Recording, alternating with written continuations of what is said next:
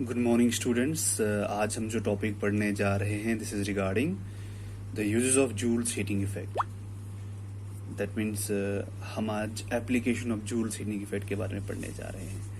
तो सबसे पहले मैं आपको एक झलक दे देता हूँ फिर से जूल्स हीटिंग इफेक्ट की। हमने जूल्स हीटिंग इफेक्ट में ये पढ़ा था कि जब भी किसी इलेक्ट्रिक अप्लायंस से हीट निकलती, इलेक्ट्रिक करंट पास होती है, तो वो इलेक्ट्रिक अप्लायंस जो है वो हीट एक्सपीरियंस करता है, heat is produced. That means वो हीट प्रोड्यूस जो हमने निकाली थी, it was H is directly proportional to I square R T। So this was Joule's heating effect. तो हमने ये भी उस टाइम पढ़ा था कि ये जो हीट पैदा हो रही है, ये पैदा हो रही है इस वजह से क्योंकि जब इलेक्ट्रॉन्स फ्लो कर रहे हैं एक कंडक्टर के बीच में से, उस वक्त जो इलेक्ट्रॉन का जो फ्लो है वो पूरा स्मूथ नहीं होता है। It appears hindrance. और हिंड्रेंस क्यों है? क्योंकि इलेक्ट्रॉन्स जो हैं वो एटम्स के साथ, आयन के साथ अंदर टकराते हैं, जिससे वाइब्रेशंस पैदा होती हैं और वो वाइब्रेशंस हीट की फॉर्म में हमें दिखती हैं। तो हमने ये आगे और स्टडी किया था कि ये जो हीट प्रोड्यूस हो रही है अनवांटेड है, ये हमारे किसी काम की नहीं है। उल्टा हमारे इलेक्ट्रिक अप्लायंसेस इससे ज्यादा हीटअप होने से डैमेज भी हो जाते हैं। बट हमने इस प्रोसेस को, जो जूल्स हीटिंग इफेक्ट का जो ये प्रोसेस है, इसको हमने यूजफुल वर्क में भी इस्तेमाल किया है। उसकी एग्जांपल्स हम यहाँ पर देखेंगे। Application of joules heating effect में हम इसके बारे में पढ़ेंगे। तो सबसे पहली जो एप्लीकेशन है वो है इलेक्ट्रिक आयन की। जो हमारे घरों में इलेक्ट्रिक आयन है, वो सबसे पहली एप्लीकेशन है जूल्स हीटिंग इफेक्ट की। जो इलेक्ट्रिक आयन है उसके अंदर जो मटीरियल, जो एक हीटिंग एलिमेंट हम इस्तेमाल करते हैं, that is made up of nichrome. That is made up of nichrome. जो नाइक्रोम हम इसके अंदर इस्तेमाल करते हैं, this nichrome is having very high resistance. Resistance high होने की वजह से क्या होगा, जब R ज्यादा होगा तो हीटिंग इफेक्ट भी ज्यादा होगा। अलॉन्ग विद द टाइम, जब हम टाइम के लिए थोड़ा ज्यादा वक्त के लिए प्रेस को गर्म करने के लिए रखते हैं, तो हीट प्रोड्यूस्ड और भी ज्यादा होता है। So this is the first application of joules heating effect, that it is used in electric iron. Electric iron के अंदर जो हमारे पास हीटिंग मटेरियल है उसके अंदर that's made of nichrome. Nichrome having very high value of R, और high value of R होने की वजह से हमें हीट प्रोड्यूस जो है वो ज्यादा मिलती है, और उस हीट प्रोड्यूस को हम इस्तेमाल करते हैं इसलिए अपने कपड़ों को इस्त्री करने के लिए। उसके बाद अगर बात करते हैं इसकी सेकंड एप्लीकेशन की, that is regarding electric bulb. हमारे पास जो इलेक्ट्रिक बल्ब है वो रोशनी देता है, और उसके अंदर रोशनी फिलामेंट की वजह से है। जो फिलामेंट इसके अंदर इस्तेमाल किया जाता है, that filament is made up of tungsten.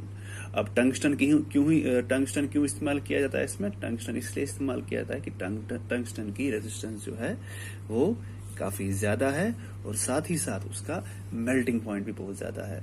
Melting point कितना है टंगस्टन का? It's about 3380 degree Celsius.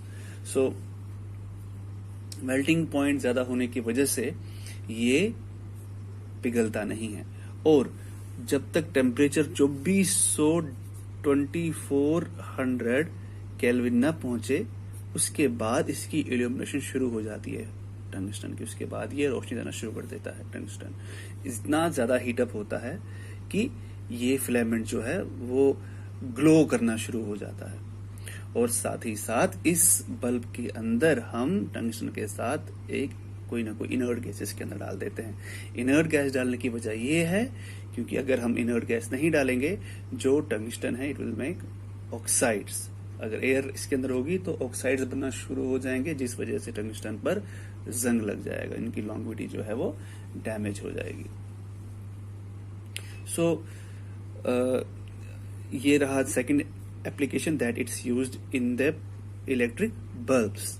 Toasters हैं हमारे पास घरों में जिनमें हम ब्रेड पकाते हैं, और ब्लोवर्स, हीटर्स, और साथ ही साथ इलेक्ट्रिक फ्यूज में। इलेक्ट्रिक फ्यूज की अगर बात करूं, इलेक्ट्रिक फ्यूज सेफ्टी डिवाइस है हमारे घरों में, जो एक desired specific value of current को हमारे घरों में आने देता है। जब ये वैल्यू फ्लक्चुएट होती है या मान लीजिए बढ़ जाती है, तो हमारे इलेक्ट्रिक अप्लायंसेस जो हैं वो सड़ने से बचते हैं। वो ज्यादा करंट को हमारे घरों के अंदर आने नहीं देता है, जिससे हमारे इलेक्ट्रिक अप्लायंसेस डैमेज ना हो जाएं।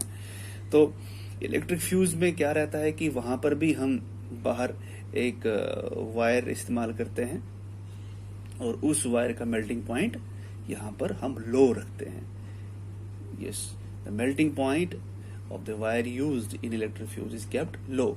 देखिए, जब वहां से ज्यादा अमाउंट की करंट आएगी तो ज्यादा अमाउंट की करंट आने की वजह से क्या होगा कि हीट ज्यादा पैदा होगी, और जब हीट ज्यादा पैदा होने लगी, जो वायर मैंने बाहर इस्तेमाल की है वो पिघल के गिर जाएगी, और जो वायर पिघल के गिर गई तो अंदर इलेक्ट्रिक सप्लाई जो है वो हमारे घरों में नहीं आएगी। तो हमारे इलेक्ट्रिक अप्लायंसेस जो हैं वो उस ज्यादा अमाउंट की जो इलेक्ट्रिक सप्लाई हमारे घरों पे आ रही है उससे हमारे घर के इलेक्ट्रिक अप्लायंसेस डैमेज होने से बच जाते हैं। फॉर एग्जाम्पल मैं आपको बता के चलूं कि हमारे पास जो इलेक्ट्रिक फ्यूज हैं उनकी जो रेटिंग होती है they are of 1 ampere, 2 ampere, 3 ampere, 4 ampere और 5 एम्पियर। अब मान लीजिए आपके पास एक इलेक्ट्रिक आयन है दैट इज वो 1 किलोवाट को कंज्यूम कर रही है, उसका जो पावर है दैट इज 1 किलोवाट, और जो पोटेंशियल डिफरेंस हमारे घर में है वो है 20 वोल्ट। अब मुझे देखना है कि मैं फ्यूज कितना एम्पियर का बाहर रखूं, तो उसके लिए सबसे पहले मैं देखूंगा कि करंट कितनी जाएगी उसके अंदर। तो जैसे मुझे पता है, हमने 9th क्लास में ये पढ़ा होगा कि पावर कंजप्शन जो है that is equal to V into I, P is equal to V into I. तो अगर I हमारा है it will be equal to P divide by V। Power consumption is equal to 1000 divide by 220, और ये हमारा है 4.5। That means ये जो करंट है वो 4.5 एम्पियर की है। इसका मतलब मेरे पास जो फ्यूज बाहर रहेगा it will B of 5 ampere. ठीक, दैट मीन्स 5 एम्पियर तक की जो करंट है वो आसानी से हमारे घर में इलेक्ट्रिक अप्लायंसेस जो हैं वो अपने बीच से पास आसानी से कर सकते हैं। और जो ही इससे ज्यादा करंट की सप्लाई आएगी तो ये जो वायर इलेक्ट्रिक जो बाहर मैंने वायर रखी है it will melt down and इसका हम जो सर्किट है ब्रेकअप हो जाएगा, और ब्रेकअप होने की वजह से 5 एम्पियर से ज्यादा अमाउंट की करंट जो हमारे घरों में आ रही है तो वो हमारे इलेक्ट्रिक अप्लायंसेस को डैमेज नहीं कर पाएगी। फ्लक्चुएशन जो बाहर होती है उससे हमारे इलेक्ट्रिक अप्लायंसेस खराब हो जाते हैं। So this is due to the safety device electric fuse कि हमारे घरों के इलेक्ट्रिक अप्लायंसेस जो हैं वो इस फ्लक्चुएशन से बचते हैं। इलेक्ट्रिक फ्यूज जो है वहां पर वायर मेल्ट हो जाती है और सर्किट डैमेज हो जाता है, और अंदर हमारे इलेक्ट्रिक अप्लायंसेस जो हैं वो उस करंट पे वो जो करंट है वो उन पर हावी नहीं होती है, वो डैमेज नहीं होते हैं। So this was the application of joules heating effect. तो अगले चैप्टर में हम इनफैक्ट अगले टॉपिक में हम इलेक्ट्रिक एनर्जी के बारे में और अच्छे से पढ़ेंगे। Thank you very much.